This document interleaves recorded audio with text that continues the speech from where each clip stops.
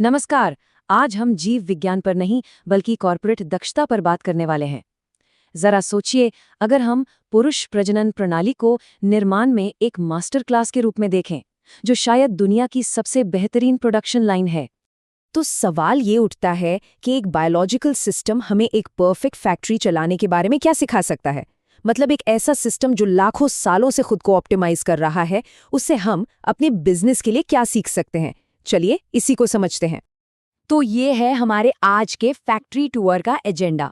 सबसे पहले देखेंगे कंपनी का मिशन क्या है, फिर प्रोडक्शन फैक्ट्री और असेंबली लाइन पर नजर डालेंगे, और आखिर में क्वालिटी कंट्रोल और शिपिंग से लेकर फाइनल प्रोडक्ट पैकेज तक सब कुछ कवर करेंगे। देखिए, कोई भी बड़ी कंपनी एक क्लियर मिशन और एक खास प्रोडक्ट लाइन से ही शुरू होती है ना? और ये बायोलॉजिकल सिस्टम भी इससे कुछ अलग नहीं है। असल में ये तो स्पेशलाइजेशन यानी विशेषज्ञता की कला में माहिर है। तो इसको ऐसे समझिए जैसे कोई स्टार्टअप हो।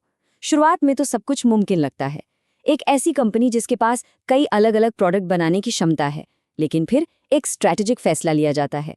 टेस्टोस्टेरोन जैसे हार्मोन मान लीजिए सीईओ की तरह काम करते हैं, और वो एक क्लियर डायरेक्शन देते हैं। हम सिर्फ एक प्रोडक्ट पर फोकस करेंगे और बस सारे रिसोर्सेज एक खास बाजार के लिए एक खास प्रोडक्ट लाइन बनाने में लग जाते हैं।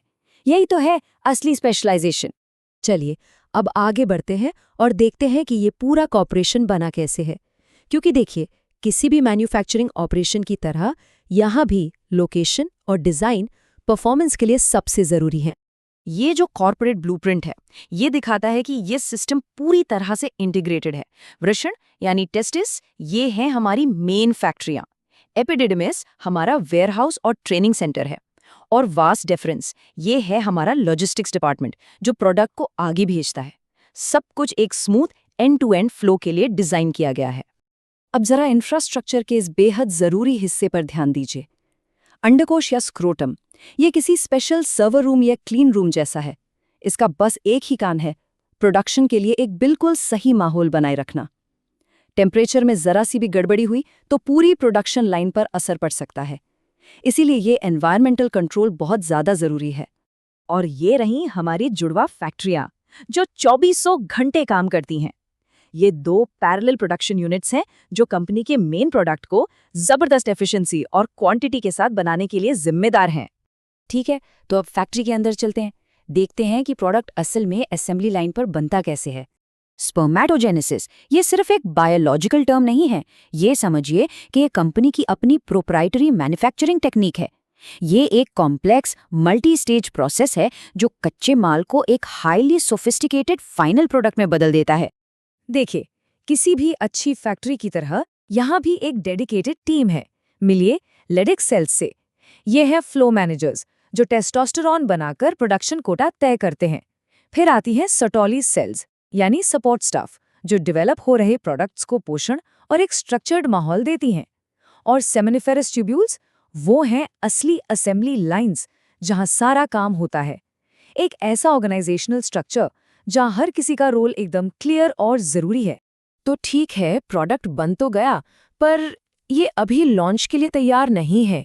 पहले इसे एक सख्त क्वालिटी कंट्रोल और लॉजिस्टिक्स प्रोसेस से गुजरना होगा। तो यहाँ है प्रोडक्ट की पूरी जर्नी का रोड मैप। स्टेप 1 प्रोडक्शन, जो सेमिनिफेरस ट्यूब्यूल्स में होता है। स्टेप 2 मैचुरेशन, यानी ट्रेनिंग और क्वालिटी चेक के लिए ये एपिडिडमिस में जाते हैं। और स्टेप 3 ट्रांसपोर्ट, यहाँ से मैच्योर स्पर्म फाइनल पैकेजिंग के लिए वास डेफरेंस के जरिए आगे भेजे जाते हैं। ये एक परफेक्टली ऑप्टिमाइज्ड सप्लाई चेन है। और ये जो एपिडिडमिस है ना, ये बहुत ज़रूरी है। इसे एक तरह का बूट कैंप या फिनिशिंग डिपार्टमेंट समझिए। यहीं पर रॉ प्रोडक्ट्स को हाईली इफेक्टिव यूनिट्स में बदला जाता है। यहीं उन्हें तैरना सिखाया जाता है और उनके फाइनल मिशन के लिए तैयार किया जाता है। ये क्वालिटी कंट्रोल का एक बहुत ही क्रिटिकल स्टेज है। चलिए अब फाइनल स्टेज पर चलते हैं और पूरे प्रोडक्ट पैकेज को एनालाइज करते हैं, जैसा कि इसे मार्केट लॉन्च के लिए तैयार किया जाता है। ये चार्ट एक बहुत ज़रूरी बिजनेस लेसन सिखाता है। क्या? यही कि आपका प्रोडक्ट सिर्फ वो मेन यूनिट नहीं है। असल में फाइनल डिलीवरी का 90% हिस्सा तो पैकेजिंग और सपोर्टिंग मटेरियल है।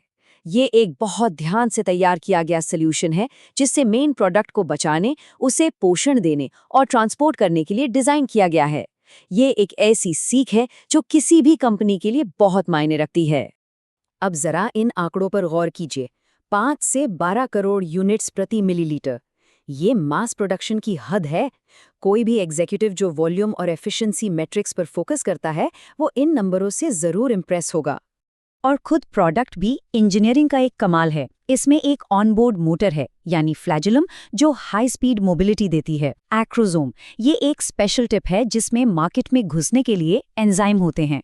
और सेमिनल फ्लूइड, ये वो पैकेजिंग है जो एनर्जी और एक सपोर्टिव ट्रांसपोर्ट मीडियम देती है। हर फीचर का एक क्लियर और जरूरी बिजनेस पर्पस है। तो आखिर में हम सीखते क्या हैं? ये एक ऐसा सिस्टम है जो दशकों तक परफेक्ट एफिशिएंसी के साथ चलता है। तो यहाँ मेन बिजनेस लेसन क्या है? सबक ये है कि ये पूरा सिस्टम स्पेशलाइजेशन, मजबूत डिजाइन और जबरदस्त एफिशिएंसी पर बना है।